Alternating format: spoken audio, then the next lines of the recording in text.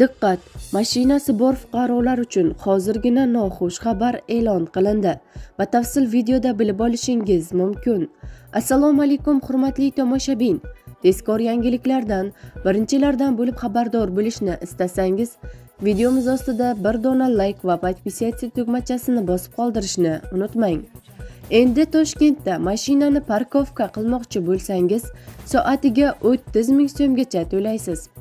Toshkentda pulli avtoturargohlar uchun maksimal tarif ma'lum qilindi. Poytaxt bo'ylab 200 mingdan ortiq avtomobilga mo'ljallangan pulli avtoturargohlar tashkil etilishi reja qilingan. Ularda 1 soatlik parking narxi tarif zonasiga qarab 5 ming so'mdan 12 ming so'mgacha bo'ladi. Shu bilan birga maksimal tarif 30 ming so'mgacha yetishi mumkin, deyiladi xabarda. Bizni kuzatishda davom eting.